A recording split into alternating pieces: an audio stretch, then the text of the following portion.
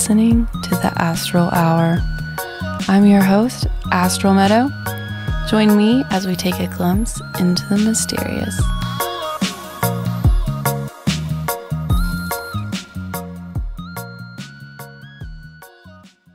Welcome everyone. Today I'm joined once again with my friend, Kimmie Haliburda.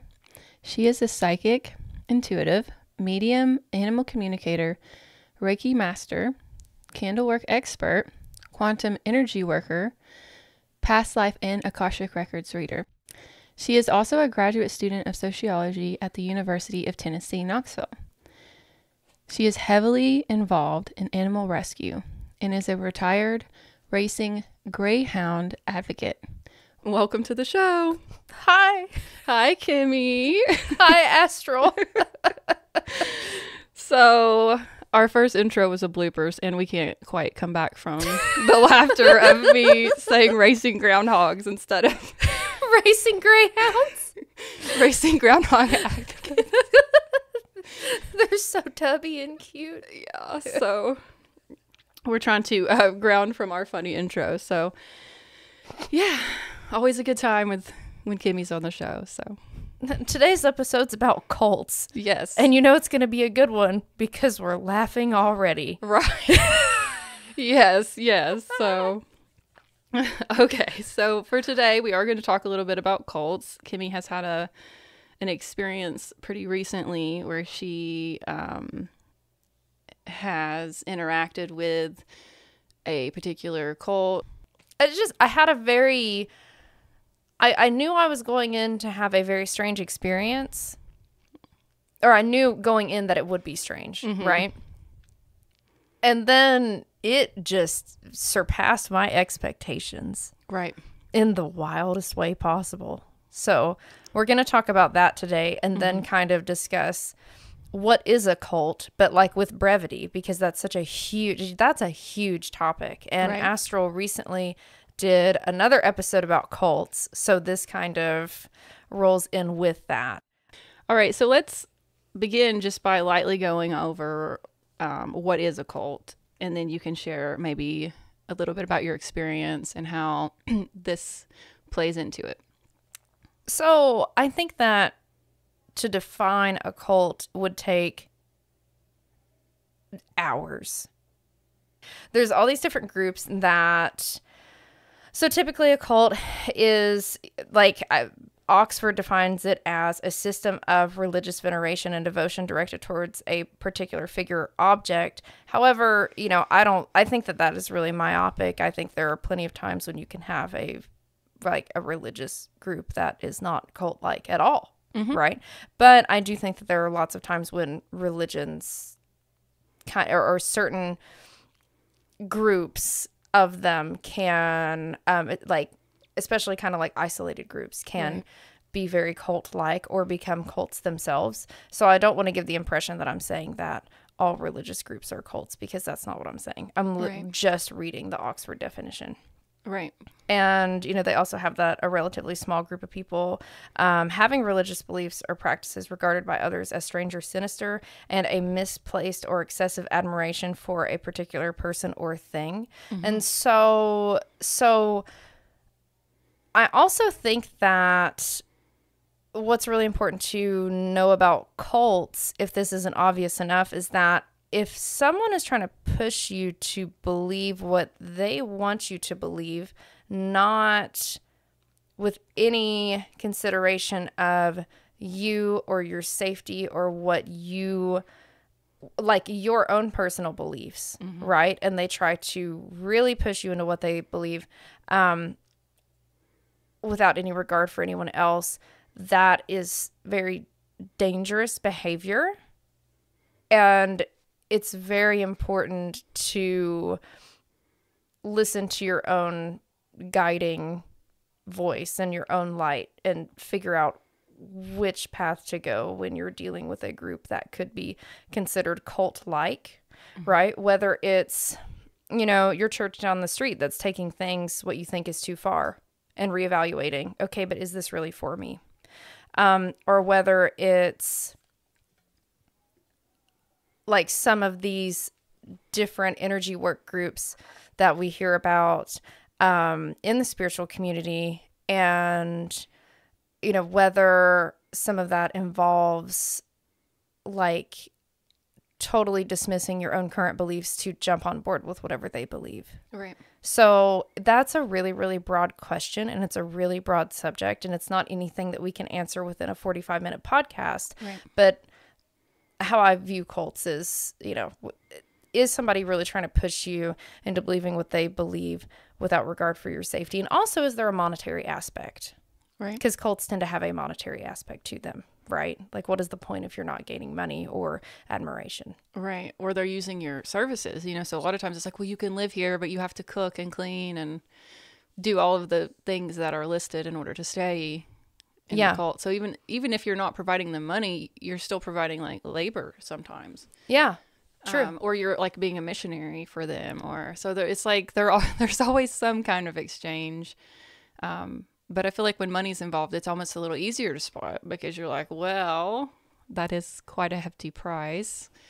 So. Yeah. And also I think that for some cults, it's not even necessarily a large lump sum to join, right? Like, so some cults will require you to pay a large sum of money to join them. And I'm really weary to say names of specific cults that I'm thinking about due to like legal reasons, right? But I'm sure that people can infer, like, there are certain cults that like celebrities like to join that require a really large, you know, quote unquote donation, right? But then there are also cults that would require their their members to work, but also to fundraise. Right. So that's, you know, that's also another aspect. So maybe it's not money on the front end. Maybe it's like the services, or like money being raised as they go along. Or also, you know, there's one cult in particular that would, well, I think actually several have done this, but I always think of like, you know, you think of the Jonestown Massacre and what happened leading up to that, and how like that particular cult received a lot of government assistance under false pretenses. And the members also fundraised for that cult, right? So those are just things to think about. There's typically a monetary aspect in some way. Right. So do you think you could take a little bit of time to share with us a little bit about your recent experience and what you noticed and learned from it? So my recent experience happened a few months ago. It was in April of 2024. And I had went to an energy work class. I would say workshop, but it's where you actually, you know, I view a workshop as more as like practicing something or kind of dabbling in something. This is where you learned a full, like, this class was intended to teach you a full energy work protocol. And I want to start out by saying, no, I will not say the name, right? Just because they're very strange about their trademarks anyway. So I'm not going to say the name of the cult, but I will say that, okay, so I am a psychic intuitive. I knew that this was going to be really, really weird to go into this. I knew I was going to feel uncomfortable. And, you know, the question for other people might be like, well, why did you go and do this energy work class? It was a weekend thing. And I had to drive like 3 hours it was a class that was held in North Carolina, and I had to drive like 3 hours to get there. And the reason that I decided to is because this cult is based around a woman that discovered a particular type of, like, she tapped into this particular cosmic energy that she realized that she could use to heal people. And the original intent was to use that energy work to help others, right? So there were good intentions there. They didn't last, but there were good intentions there. I was called to do this type of energy work, but I think I was also called to have the experience to figure out, okay, how far I've come and how set I am, like how set I am in my beliefs and how comfortable I am with myself, and to really, really trust myself is part of the reason that I think that I had this experience. But again, I knew going in it was going to be weird. So that I want to be very clear, the energy work involved is very real. So the energy work, the protocol, all of that is very, very, very real. Way before I knew about the classes, I'd actually had this energy work performed on me by someone whom I really, really trust. And her name is Jennifer, and she's just she's a fantastic person, and she's a wonderful energy worker. And so she did some work on me, and she did this particular work on me, and I really, really liked it. And I liked how that energy work like integrated within me. I could feel that it was very different. It's a cosmic energy. It doesn't feel like Reiki. Reiki is very much like this universal energy. It almost feels like energy of the sun is what I compare Reiki to. Mm-hmm. This is very different. And it almost felt more, instead of just sending like a universal energy, it almost felt more like methodical in your body as it worked on different parts, which I really thought was pretty helpful. And it is not just a healing modality. It's used for ascension, which, most energy work you can use for ascension, right? But they're also mostly meant to heal. So without going into too specific details, like I don't want to be overly specific about this, but what I want to say is that I knew going in that I would learn how to do the energy work protocol. I was fine with that. There are 4 classes. The last one is a more intensive course. And I just wanted to do the single weekend with step 1. Mm-hmm. So that's what I did. So you learn the protocol, and then you can do the work on people, right? The protocol, I think, is really important, even if it was made, but like, even if it was, I guess the protocol was designed by the person who discovered the energy work, right? Like I want to say the frequency, mm-hmm. discovered the energy frequency to use. But the protocol, there's not really anything that I found that's wrong with the particular protocol. It might be something that I tweak later to use in a way that is further apart from this group, mm-hmm. right? To not be doing the exact same movements they're doing. Because the fact that the group also does it, to me, feels, like it could be like corrupted in a way. Does that make sense? Right. I mean, it's not, because I work with integrity, and I know when I'm working on another person, I'm doing that with integrity and with love and with care. And it's my job to help them. Right. But that's not how these other people view this. Mm-hmm. So yeah, I did know it was going to be weird. My friend told me that it was going to be weird as well. So I went in expecting it, but I wasn't prepared. I wasn't prepared because it was like wackadoodle. Like, I was not prepared for what was in store for that. And it was a 2-day thing. It was all day for both days. And at a certain point, I had to decide, am I going to get up and leave? Because I did pay a bunch of money to go. I think it was like $600 or something. Which is pretty, for 2 whole days of work, because you got to think like, the teacher spent all this time to prepare materials and whatnot, and to teach you the protocol.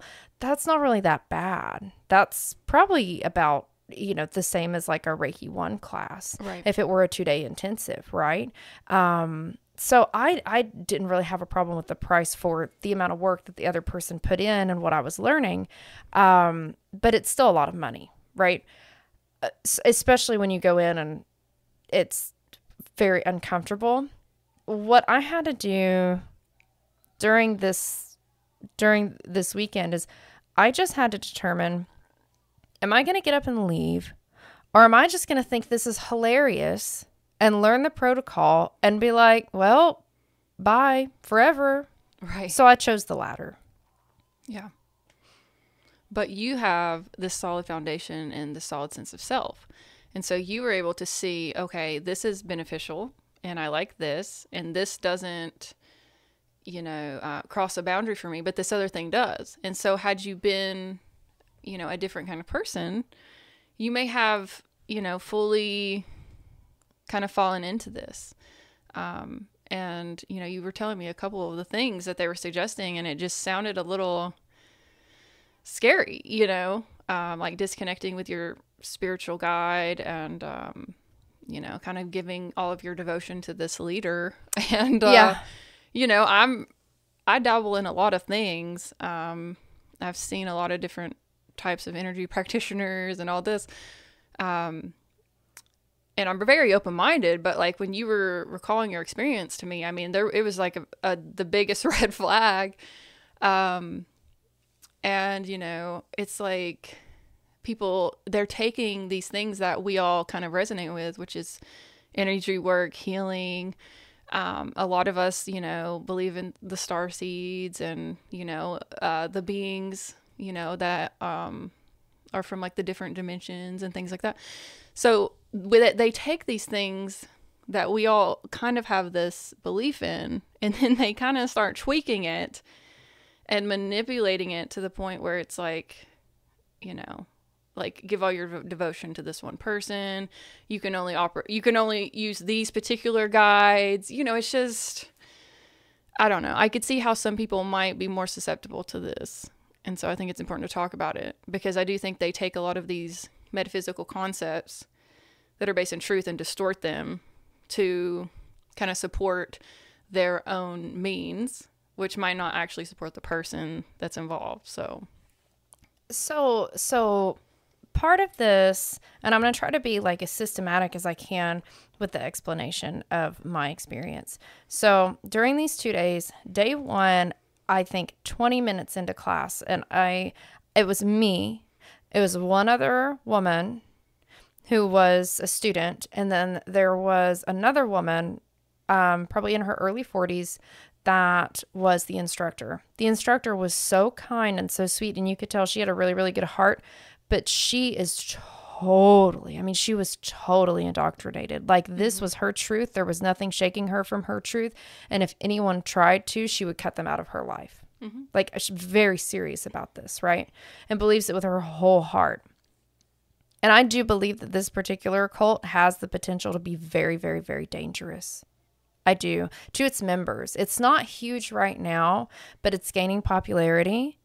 And I'm wondering if 5 years from now, there's not going to be a Netflix documentary about them or about a mass suicide. Right. I mean, truly, like, I don't think, like, intuitively, when I look at it psychically, I don't think it will come to that, but I think it will be very dangerous and come very close. Right. I think that the beings that are over this particular type of energy frequency, which are extraterrestrials, I do not think that they would allow things to get so wonky that people would get hurt. Right. Because, again, the energy work is real, but the frequency is real. Right. The frequency is real, but the message that this cult is sending is it's not true, but it's based in some truth. Okay, so let's talk about that. So what does that look like? So 20 minutes into this class was repeat after me. And then there was a line of words, right? It was like 3 sentences about disconnecting your spirit guides. And just a refresher for anyone listening, your spirit guides are the beings around you who take care of you and guide you in life. Mm-hmm. And whenever you go on to your next life. So your spirit guides can include ancestors. They can include animals that you've loved so much and that have passed away, or ones that are currently alive. And they feel different from just animals that you're really, really bonded with, right?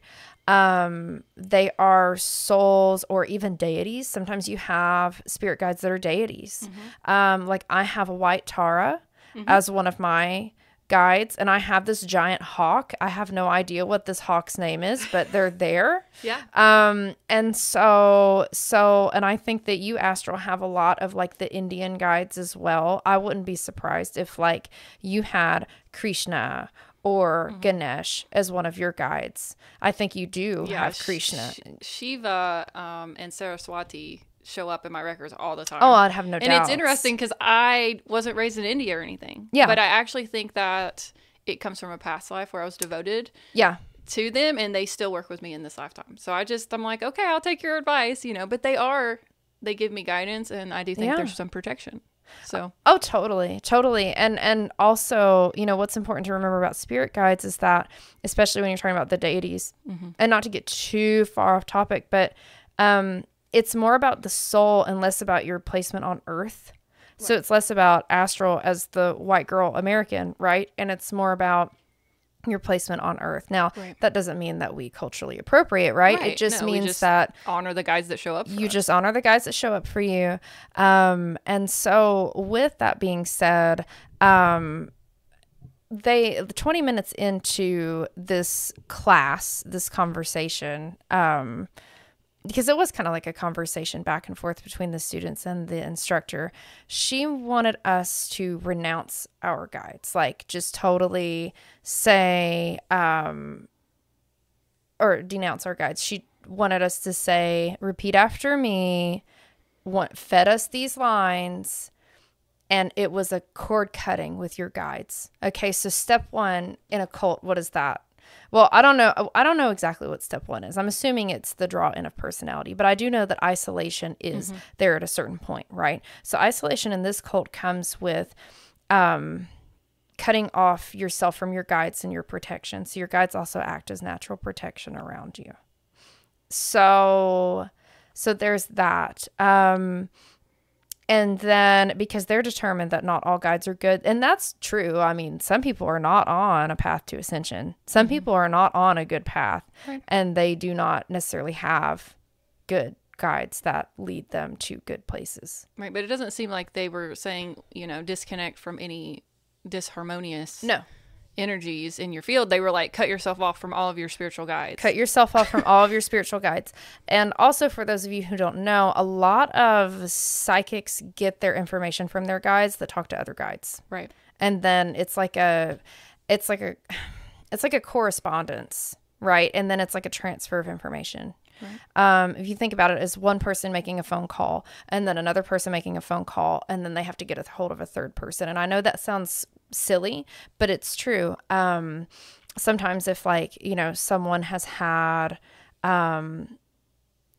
problems with like a drug and alcohol addiction, or they were in like a bad car accident or something, yes, is it me picking up on that? Yes. Can it also be coming from their guides to filter through my guides? Right. Because your guides are there for your protection and then telling me? Also, yes. It can come from both places. It could come from me just picking up on it. It can also come through another information stream, which would be guide to guide. Right. To person, right? Right. And so that being said, so isolation, cutting yourself off from your guides. And then the second thing that they wanted you to believe was, so during their indoctrination process, the authoritarianism comes in. So, which is always a characteristic of of cults. So the authoritarianism comes in with the person who discovered this frequency. And let me just be really clear. I think that people all over the world discover healing frequencies all the time, and we don't hear about them because they don't live in the Western world and they're not white people. Right. So I think that there are lots of times when just humans in general discover frequencies, and then that's never heard of, or it doesn't go beyond like a certain group of people, or it doesn't even go beyond the individual, because they're either like not able to tell others about it, or they're just not white. And you know what I'm saying? Like, right. And they don't have access, or like they don't have the marketing ability because they don't live in the Western world. So I think what I'm getting at is I think people all over the world discover healing frequencies and different ways to care for people, and different medicines and all these things. And then it's like, oh, when a white person does it, then we pay attention. Right. In this particular culture, it does seem to be more marketable. Yeah. So exactly. And I think also, well, with the spiritual community, you have so much cultural appropriation, and then you also have, so this, and the reason I bring that up is because, so this woman, the leader of the cult. She had written a few books. I'm not sure how many, but she had written a few books. I want to say about 8 to 10 years ago, about discovering this frequency and like what her purpose is and whatnot. And basically what this boils down to is she claims that the only way that you get psychic gifts, and this was hilarious to me, the only way that you get psychic gifts is by ascending your higher self through this particular group's set of beliefs. And that's it.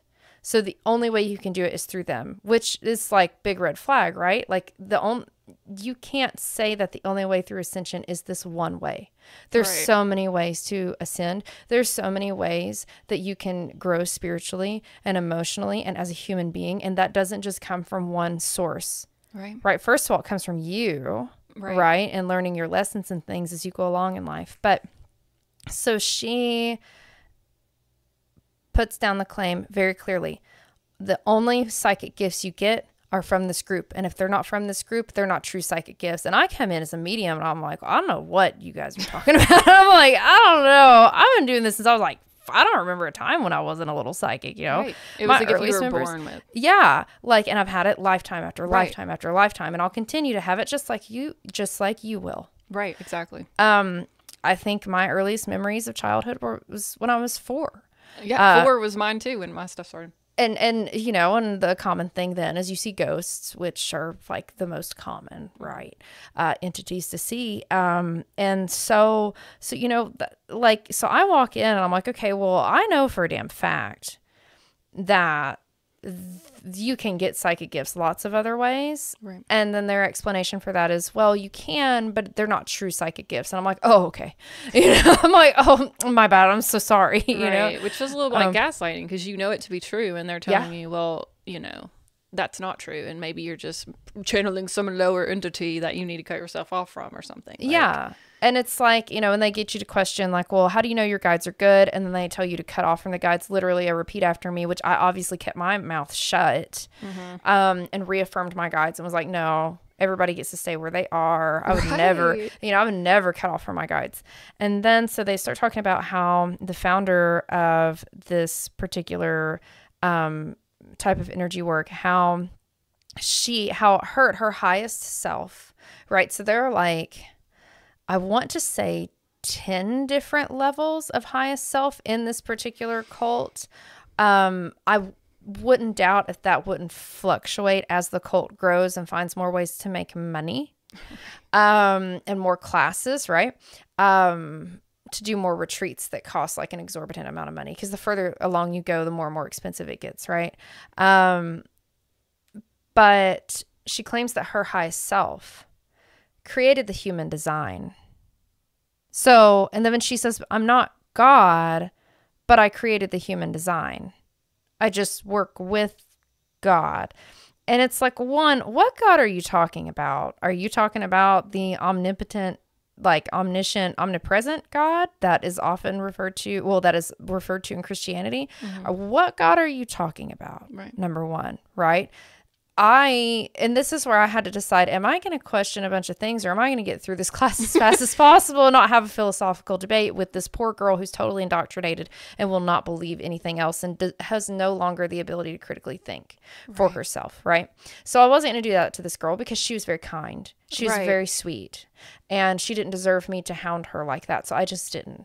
I just let her say what she needed to say. That was part of her rhetoric, because that's what she was taught by people who had power over her. And I wasn't going to put her down and try to get her, because I think it would have actually caused her to really freak out if I, you know, questioned like, okay, but what do you think? And like, what God are you talking about? I didn't want to question anything.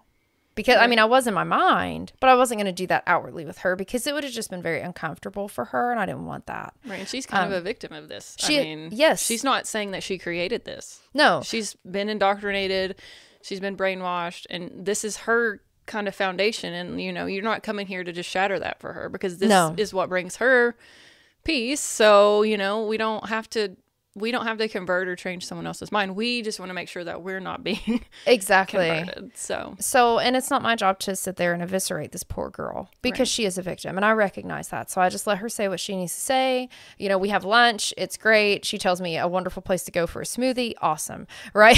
So, but the point is so the founder who wrote the books, she does have a partner, and again, I'm not going to name names, but she does have a partner in this that I believe came along later, from what I understand, like a couple years later, but she claims to be God, and she also she claims she's not God, but she is a godlike figure that created the human design, so that she's responsible. Her highest self is responsible for creating the human design, and I'm like laughing hysterically in my mind, right? But I'm like, that's fine. I'm getting hungry. It's almost lunchtime. I want like an acai bowl, right? I'm like, I want some food. I want to get out of here as fast as I can. So let's just not question. And again, I didn't want to make this poor girl feel bad because she's the teacher, or the instructor, but she's a victim. And it's obvious she's a victim, okay? But the other girl that's next to me is eating all of this shit up. She's like, oh, num, num, num, num, num, num. Like, she is just going with it, right? And I'm like, and I'm being quiet. And it's pretty obvious that I'm there for just the energy work. I think that was pretty obvious. Yeah. After a while, to both of them. Wasn't being rude, but I just sat and chilled. And so what is also so funny, so talking about cultural appropriation is this. So the name of the cult leader's highest self that she chose was Hebrew, and this is a white woman. Mm-hmm. So, there's that too, right? Like, she's like definitely like not Jewish at all. Right. And I know that you can't always tell that from a visual, but it's just something you see time and time and time again. That just cultural appropriation, mm-hmm. right? Especially in the spiritual community. And I have so many Jewish friends, and I was like, just, disgusted by that, but mm-hmm. also, it's a white woman trying to make a bunch of money. So what else can you expect? Like, she's being her own cult leader. Of course she has to come up with this name that, that sounds a particular way that she wants it to sound. To try to, convince people, that she is like the creator of the human design. So there's that. There's this authoritarianism. Yeah, I know Astral made this face. We're reliving this. It's like 4 months ago. Yeah. But it was pretty uncomfortable. And so that's like day one, right? Day one is indoctrination. And day two, we start talking about the protocol, and we do the protocol, and I get it really, really quick, and I tap in and I understand it. And when I was tapping in, I'm talking to these different beings over that control this frequency, right? And everything, I'm like totally cool with that's coming in. I'm just not cool with the people that I'm surrounded by, right? And the people who've created this. So we go through, and this was on the same kind of wavelength as like if somebody sat there for 2 days and tried to convince me the moon landing wasn't real, right? Like, it was way out there. And so we get to day two, we do the protocol.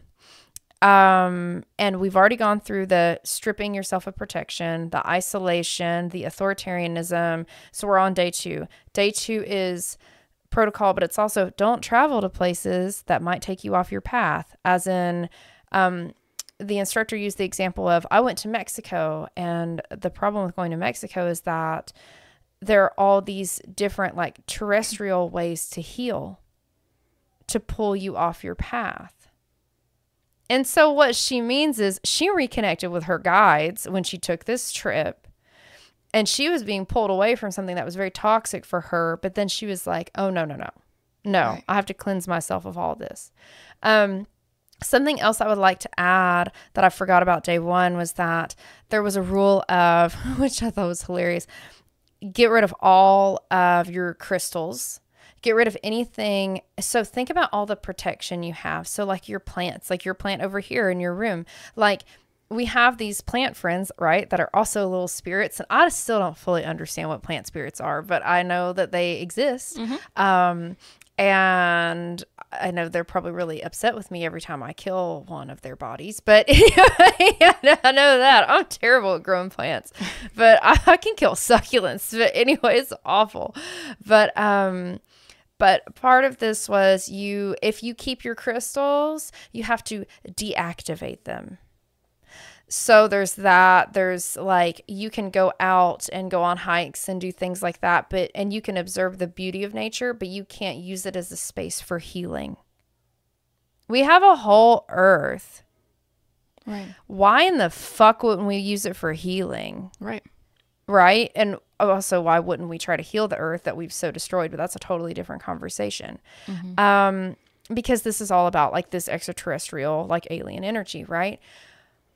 But isn't that, so that's really strange, right? Like why wouldn't you go, swimming and allow yourself to heal in the ocean? Why wouldn't you have your plants around you to allow them to help heal you spiritually and emotionally?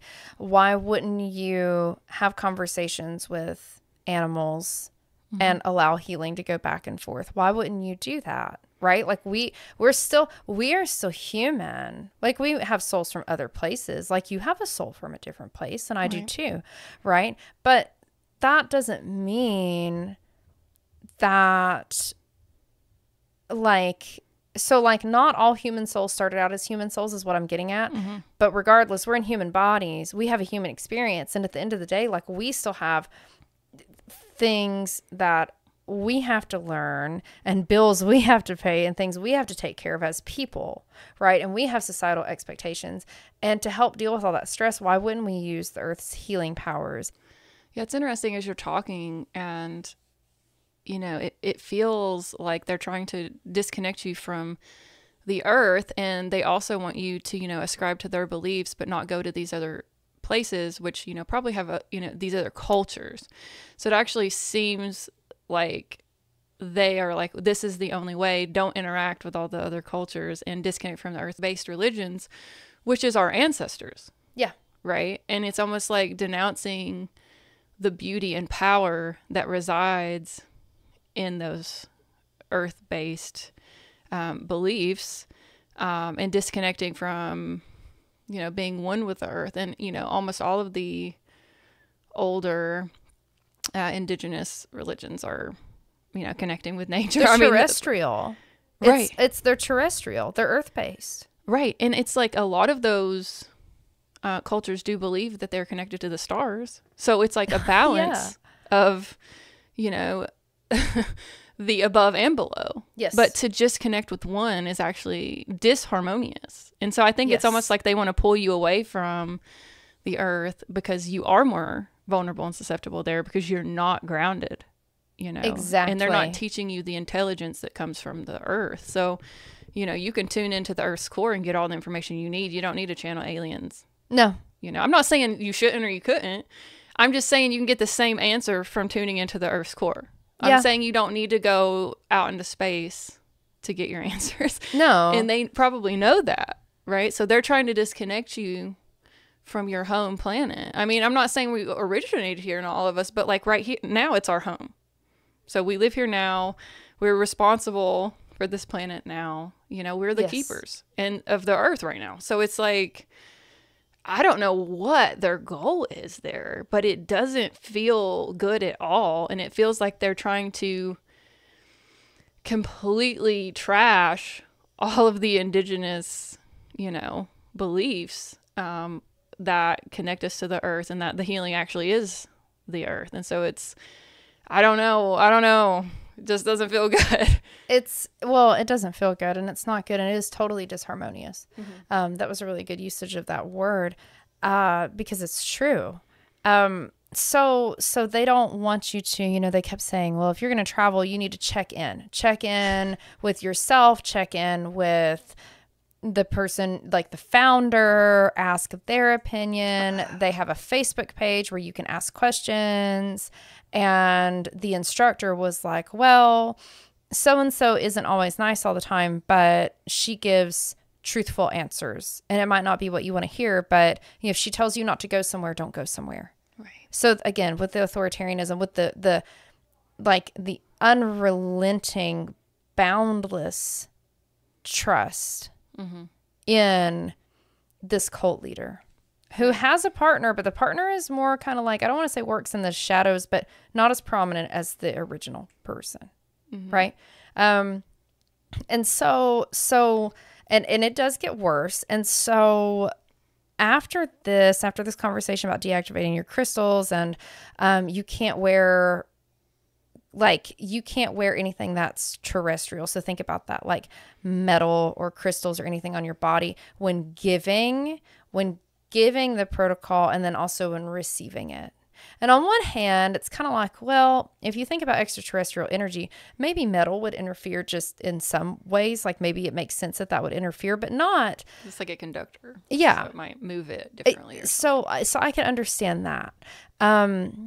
But because of the idea that they're crystals, like the crystals on another person's body, like you're wearing crystals everywhere. I have my sapphire in my beautiful engagement ring from my husband, that and these diamonds, like you can't wear that. And so because of that, I usually don't wear this, but not because of the crystals, but because I wonder if the energy would be different with the metals. But honestly, Astral, I don't think so. I think any energy work that you do has to do with your integrity and your intention. So I don't really think it matters. No.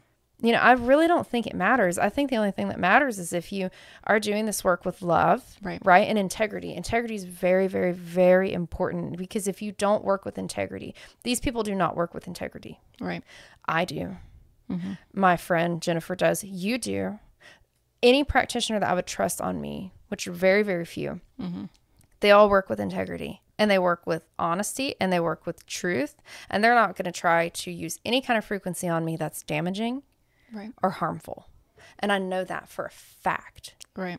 Okay. And I know that about myself for a fact. So even if somebody comes in and they have like the shittiest boyfriend you've ever heard of, I'm not going to do anything to push that man out, but I will build, their partner up. Right. Help empower them. Whoever. Exactly. Help empower them. Yes, definitely. So they can make their own decisions, but it's not my job to do anything else to that person or manipulate them. But these people were very manipulative. Okay. So we've gone over the isolation, the authoritarianism, which does get worse. And I will explain that. But so when we're on day 2, we're learning the protocol. I'm feeling the energy. I feel really good about the frequency. I'm like, yes, cool. This is the same frequency that I felt before when my friend was working on me last year. And so, and I also had to have a certain type of like session that I can't specifically say the name of, but I had to have a certain session that was another energy work session that was a lot more intensive before this course. And that went really well as well. And it was like a balancing of chakras and that kind of thing. And I don't do a ton of chakra work. I really just focus on like the physical body and then like someone's biofield, right? But I mean, you have these chakras too in these different places of energy and to open those up or get them spinning all in the correct direction.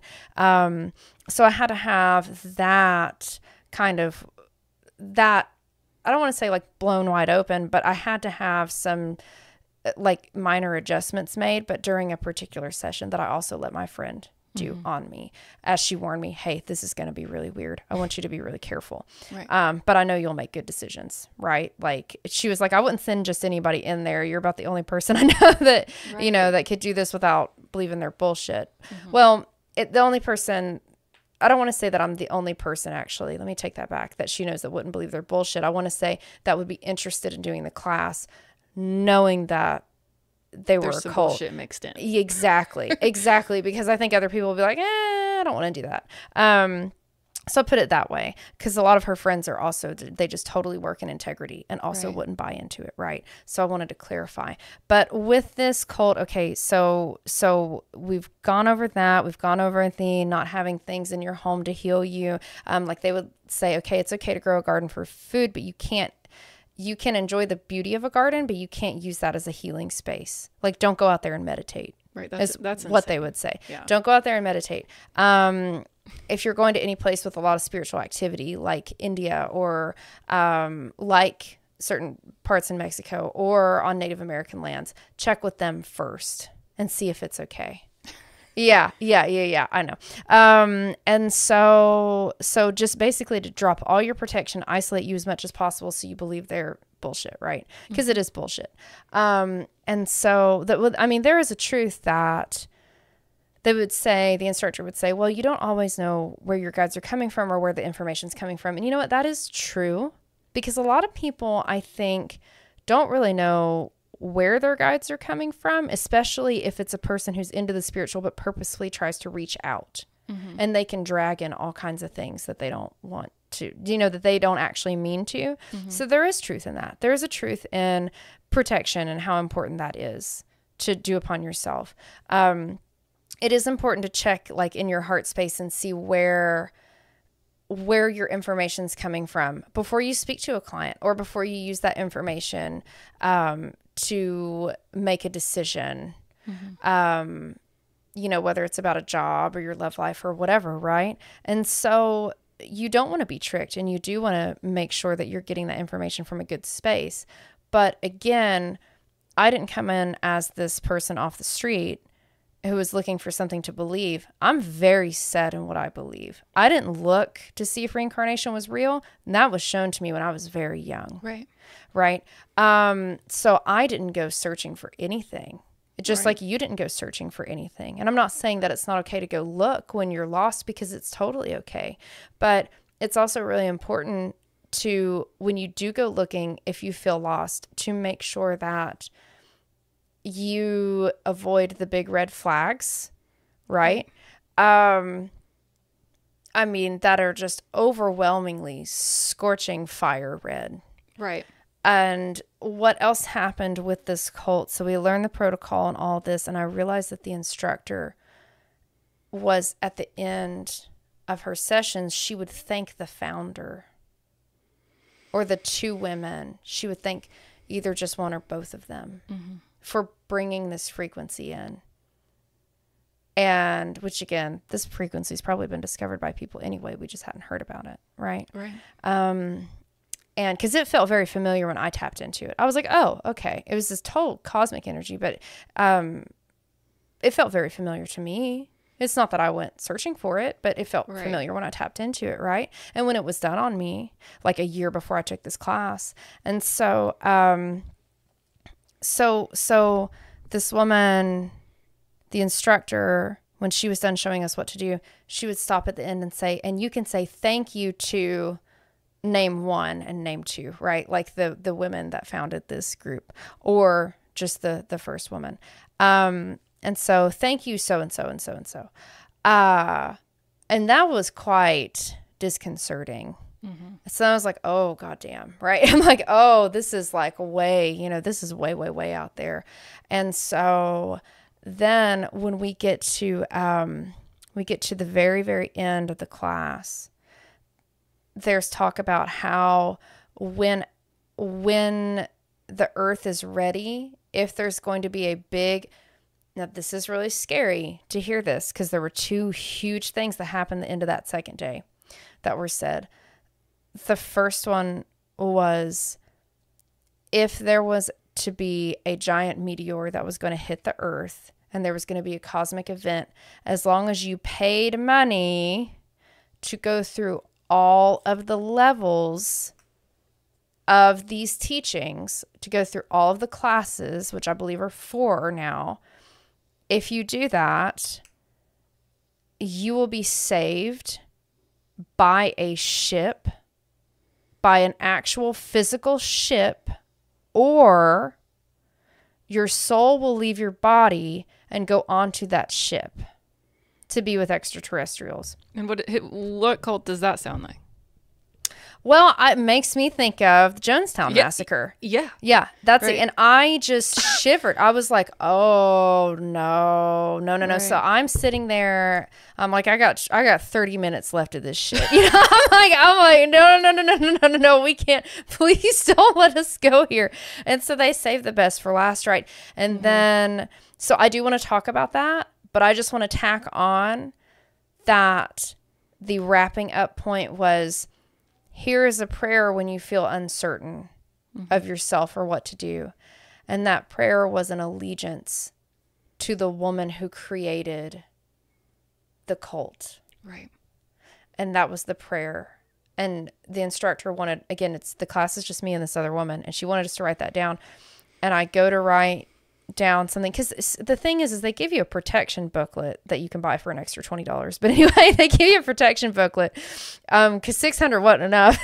And so, but the thing is the protections are like, you know, I'm a sovereign being, and like my drive will be safe, or, my car will not experience mechanical failure. There were things about travel. There were things about, you know, flight. There were things about just general house clearing. That was good. Like there was truth in it. I read it and I was like, you know, I would change the language a bit.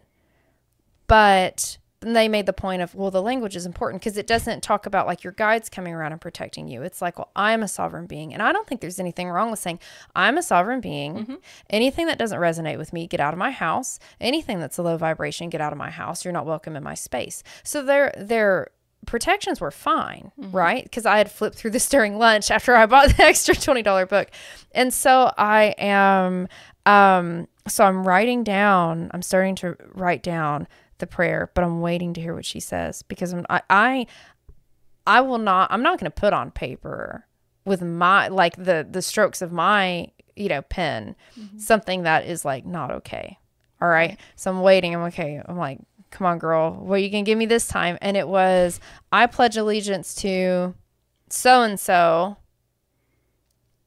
and like, basically that they will look to them for guidance and pledge their allegiance. And the essential message was that, and I didn't write this down. Again, I didn't write this down, so I don't remember word for word, because I felt so uncomfortable. I would never write something like that down. Right. But pledging allegiance to this person, and it wasn't just the name of what she said her highest self was that quote unquote created the human design. It was the name of the actual person.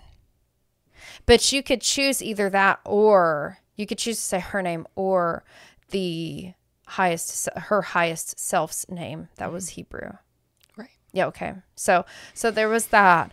But what absolutely blew me away, I mean, and this is like, so halfway through day 2, I was like, I just have to think this is funny. Right. I have to just think this is ridiculously hilarious for me to get through this class. I was like, damn, my husband paid $600 for me to be here. I'm going to sit through the whole thing. I'm not going to leave. He got us a nice hotel. I'm not going to bail on that. Right. And we were in a beautiful town, like beautiful. And just the fact that there's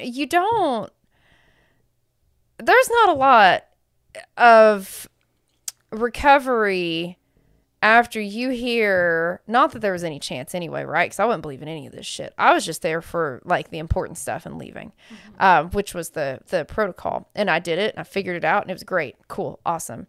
But when you hear that, and it wasn't an if, that's the important thing. It wasn't an if, it was a when the earth suffers a cataclysmic event.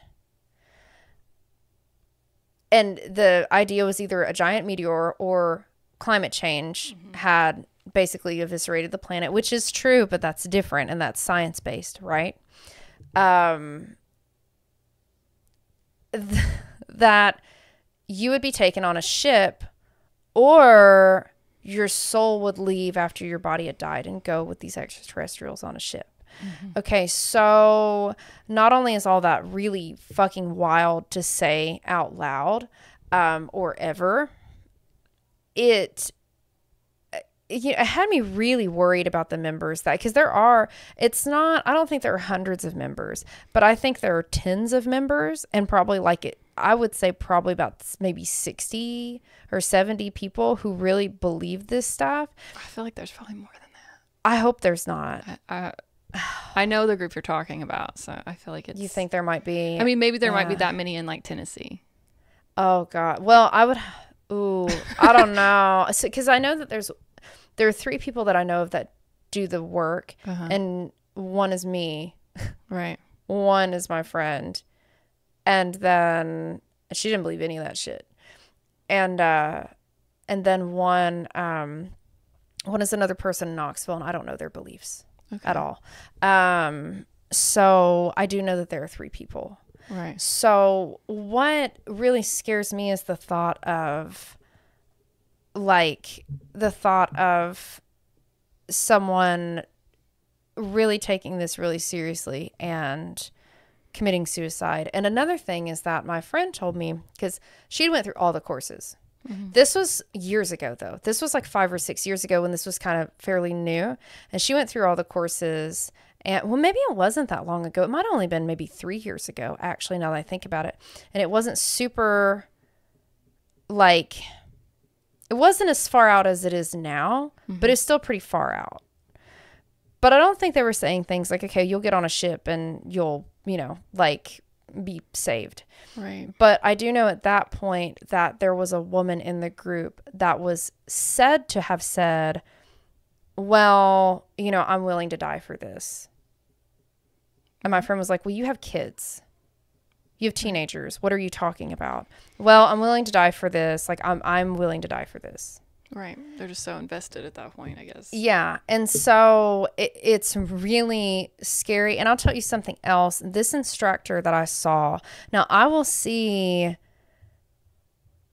can see beings around a person. This woman, the instructor, the sweet one that was totally a victim, she had extraterrestrials in her body space, like taking over her life path.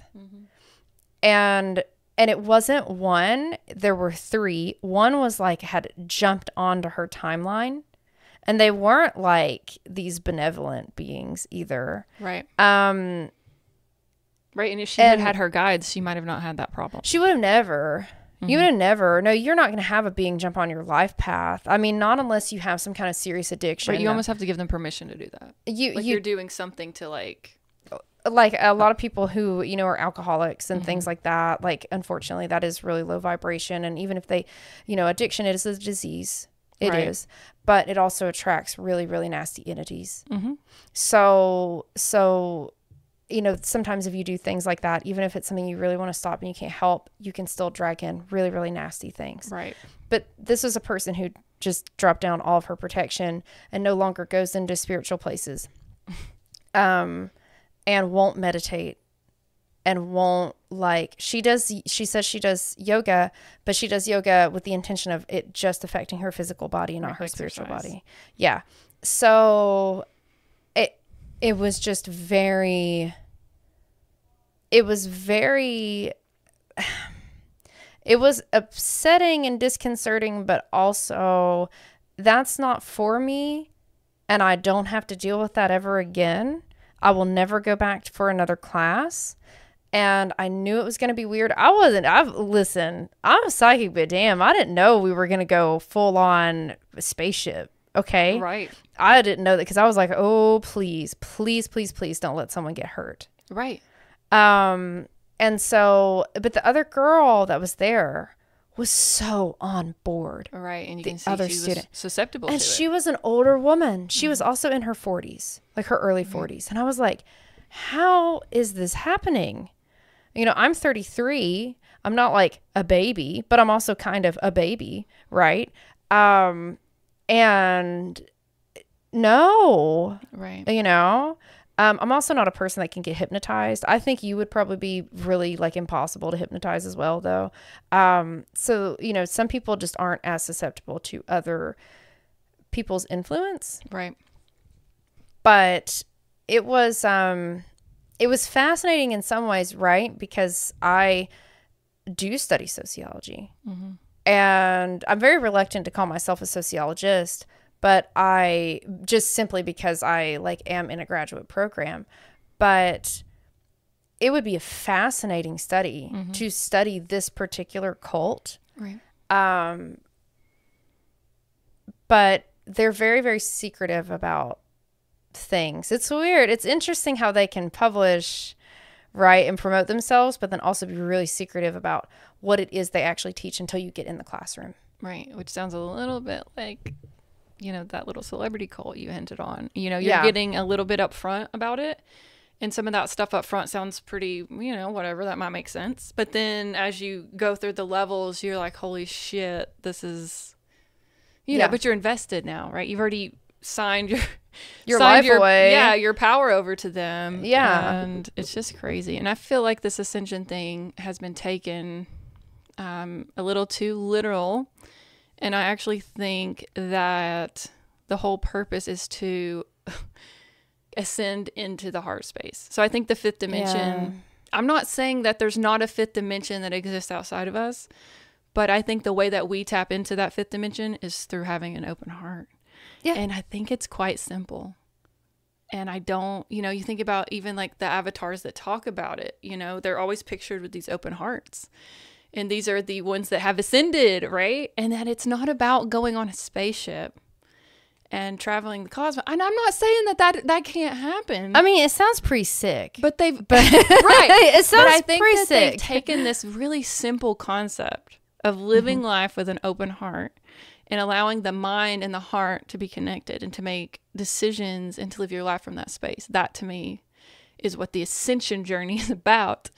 It is actually more of a chakra thing, right? Ascending to the higher and letting the lower and the higher connect, right? There's a bridge there. So now you can ascend and, operate from the higher part of yourself. Right? Yeah. Because the higher self is how we, know this higher knowledge. It's our higher self. And a lot of that comes in from, the third eye, the crown, and the soul star chakra. Yeah. So I think it's more about opening our energy centers up and then letting the energy flow freely so that we can tune into our higher self. Not so we can escape this reality. No. Like we incarnated here for a reason and everyone's trying to escape out of that. And I'm like, that is not why you came here. So, No. But they're like falling for this because it just sounds so much better, right? To just be able to be zapped off and like not to have to fill your karmic duties and not to have to, to perform these roles. But it's like, that's actually at the soul level what you chose. So it's like, I just don't think taking the easy way out is the answer. And I think that these people have taken this word ascension and turned it into this, extraterrestrial ascending off the planet when it's actually about like ascending from like your lower, more animal-based desires and like tuning into your spiritual self. That's what it is. To me, that's what I've been shown in my records. Yeah. And they've never told me that I'm going to be zapped off the planet. And they're like, and hey, I do have extraterrestrial guides sometimes. So I'm not saying that there's not some truth to that. Yeah. Oh, there's totally extraterrestrial. And I'm not saying that you can't reincarnate anywhere you want when you have that choice, but you're not you have to live your life. Right. Yeah. So the only way to just zap out is going to be, like you said, is to take your own life with the belief that you're going to be zapped out. And that's actually not ever a good choice based on what I've seen, that there's a lot of backpedaling when you do that. So hopefully they don't try to suggest something like that, because that's just... I hope not. But what I can tell you is that this was not coming from a place of love. Right. There was no love in this. And when I looked intuitively at the person who is the leader, there was no love there. It was just a money thing. It was just I think that there was love at one point, right? But I don't think there is now. So yeah, I wouldn't be surprised if there was a Netflix documentary about this particular group.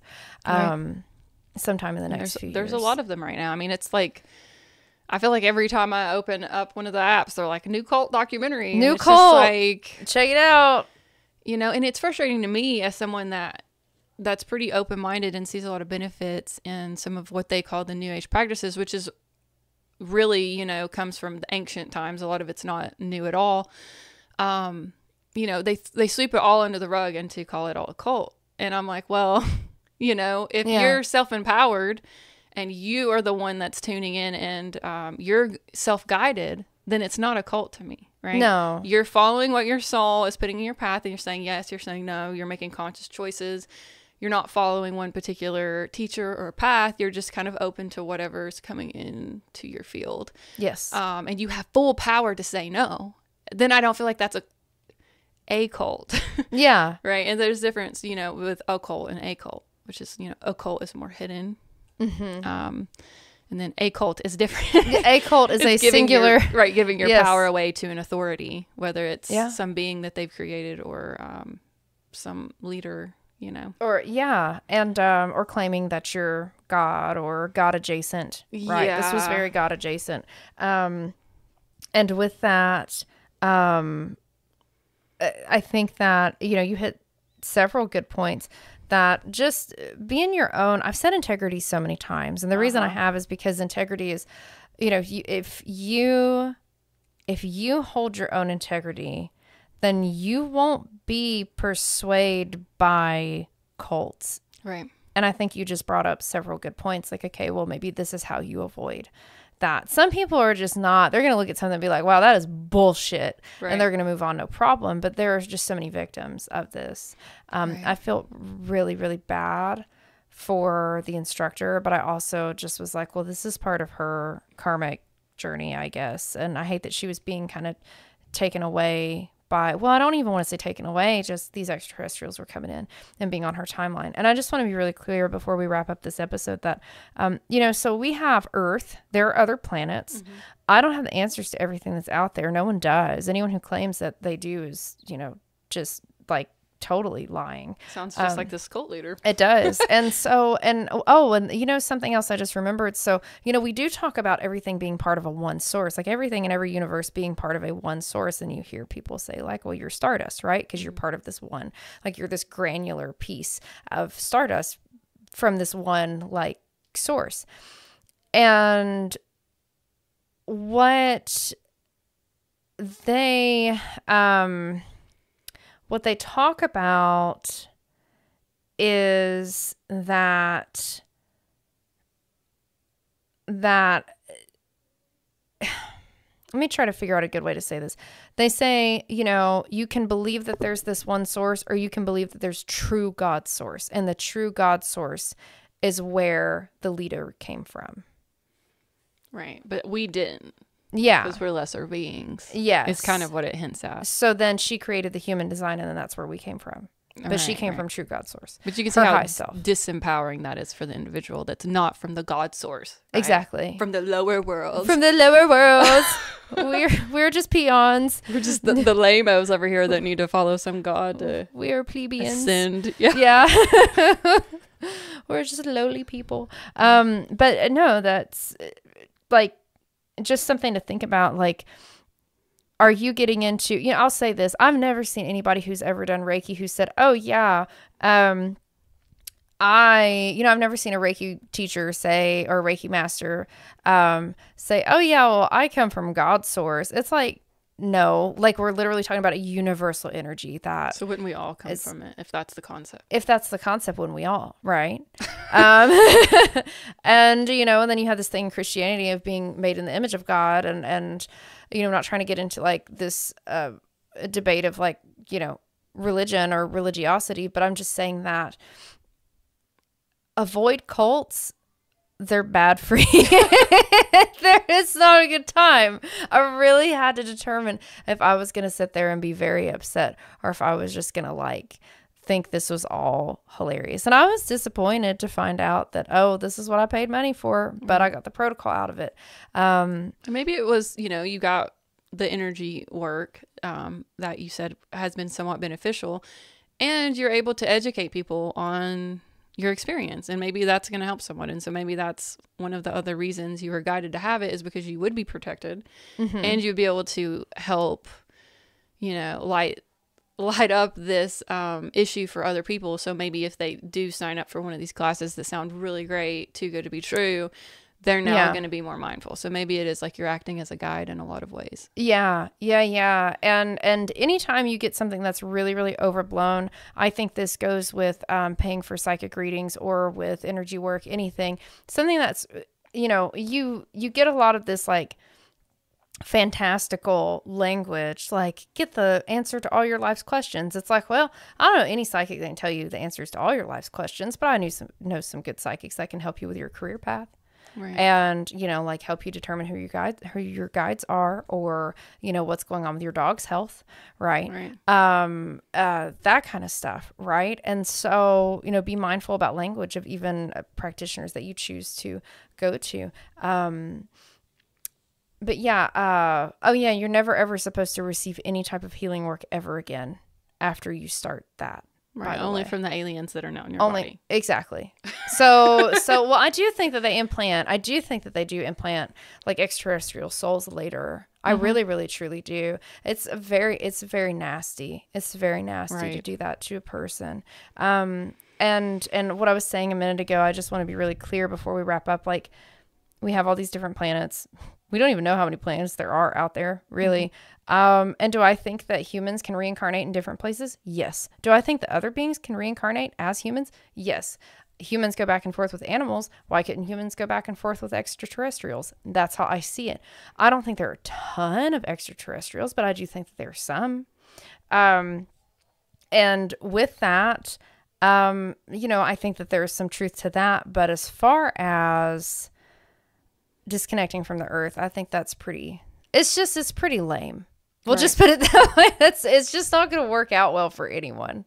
Right. Yeah. It's not safe, honestly, to encourage it. And I don't know. I think about these interdimensional beings, you know, it's a dimensional separation. It's not. So like if I tune into some being that has a ninth dimensional frequency, well, I have to go within myself into that dimension that I can get to it from Earth. Yeah. But I'm still rooted in the earth. And I'm seeing that more with my psychic vision. I'm not actually talking to that being. That being's not going to come into the third dimension. No. These beings are not going to manifest right in front of you and have a conversation. Most of the time when people talk to these other dimensional beings, what they're doing, you know, because we have all 9 dimensions within us, they're accessing their 9th dimensional self to talk to that 9th dimensional being. But they cannot lower themselves into that physical plane. Gotcha. So I feel like it's not that we don't have the ability to have connection to the other dimensions, because we absolutely are very powerful beings. But it's just like, I feel like these false promises on like, they're just going to, you know, show up in your bedroom and, you know, have a conversation. It's not that version of us that they're tapping into. No. Like we meet them on their dimension. Does that make sense? That's how I see it with my studies. It does make sense. I mean, I do believe that deities can reach out to you, but you still communicate with them through your mind, like your mind's eye. Yeah, exactly. Like if someone says that they've seen Shiva, I'm pretty sure it's probably while they're meditating or when they're in, you know, in a different space. Right, having a vision quest. Like they're not at work.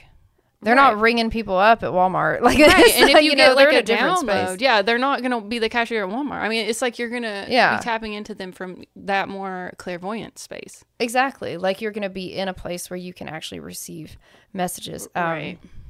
And yeah, so no, I totally agree. I do think maybe one day we'll talk about ascended masters. I do think that ascended masters sometimes come back as people. Right. Some people are convinced they have to incarnate. Yeah. Right. They're not just popping in and out. That's what I mean. And maybe they could do that. Maybe they could, but I just don't think that it's even healthy for, you know, for that to occur. So I feel like it goes against the laws of, you know, free will and things like that. Like we're here, this is the third dimension. It's going to, you know, in order to come here, they have to operate in the third dimension. So they're going to need a physical body. Well, and I also think, well, here's another thing that I just personally think, without going for forever over our time. We can't stop. We can't stop. We have so many things to talk about. But no, I think that we do have ascended masters sometimes come in as humans, and I don't know if they really. I don't necessarily think they lower their frequency that much. I think it's more that the body can't handle it as much, and they develop health issues, if that makes sense, from a mismatch of frequency. And then once like their human soul, I know that's weird, but like once your human experience, even if you have like the soul of this ascended master, once your human experience allows you to, I guess, elevate yourself spiritually and emotionally and mentally to a certain level, then those health issues kind of resolve. And that's just like a hypothesis that I have. It's not based on anything in particular. Well, it's kind of based in that I'll say this, that there are a lot of really high frequency beings. You're a very high frequency being. I am too. And all of the very high frequency beings that I've ever met, I mean, just people who I totally trust, they all have some kind of weird health problem. All of them. Right. And I think also that applies to if you have extraterrestrials come in and they're in human bodies, and it just really causes them some very strange health problems that aren't always easily discovered by doctors. So I'll say that that's my end note on that. Right. So maybe we'll have a whole different episode about different dimensions. Okay. That would be cool. So that's our next, maybe that'll be our next one. I feel like we always end with another idea. We do. So. All right. So as we wrap up, could you share a little bit about how people can contact you to get a psychic reading or get some energy work? You have a large list of things that you specialize in. So how can they contact you and work with you? So, so I do mediumship, and I'm a psychic intuitive, as I said so many times during this episode. I am an animal communicator. I am a medical intuitive. I do past life and Akashic Records readings. I'm really just a catch-all psychic. I don't think there's anything out there that I can't do. And my phone number is 865-224-6858. My name is Kimmie Haliburda, and my business name is Flapjack's Curios and Readings by Kimberly, but I'm going to change that. My dog's name is Flapjack anyway. It's just too long, and I think I want to focus something that's more on my name. So that'll change at some point on Google, but as of right now, that's where, my business page is. But yes, 865-224-6858. And Astral and I will be at the Crystal and Light Expo in Knoxville, which is a huge metaphysical event. And it's the biggest one in town. It's actually the biggest one in the region. And that will be September 21st. It's a Saturday. And what are the hours on that? I want to say it's like 10:30 to 5. It's either 10 to 5 or 10:30 to 5. Yeah, I think it's 10 to 5. Actually, I think so. So we will both be at that. So come visit us, and it will be fun. We'll have a good time. Yeah, and you can have a reading with us and, just say hello since you've listened to us. What is this, like our fourth, fifth? It's our fourth, but we're going to have a fifth, and we're going to talk about the Ascended Masters, and It's going to be great. Also, we're going to plug our favorite Facebook group. It's the People Against Modern Farmhouse, and we all hate beige, and we hate modern farmhouse decor, and there's no exceptions. And it's a true hate, deep from within our souls. Yeah. So if you have beige in your home, you probably don't want to just join. Don't join. You don't even have to listen to this. You can just go far, far away. That's so funny. Yeah, it's definitely. I feel seen in that group. As far as like, it's just like amazing some of the ways that they incorporate gray into the and make it so ugly. Yeah, I mean, I thought there was a couple pictures I actually thought were in black and white. Yeah, but it was actually just what the room. It was just grayscale. It was so ugly. So yeah, that's where we've gotten with our culture. So anyway, it's our favorite. We hate beige. Yeah, so you always have to plug that one. So, well, thank you for sharing your experience with us. I'm sure it will help a lot of people, or the people that have probably had something similar happen. Kind of validate the boundaries that they had to put down and things like that, and make them feel a little more, like some solidarity there. So. I appreciate it, and I always love having you on the show, and I look forward to working with you in the future. So thank you so much. Yeah, I'll be back soon. Probably pretty soon. We'll figure it out. Yeah. For sure. All right. We'll talk to you guys later. Thanks. Check us out next time on the Astral Hour.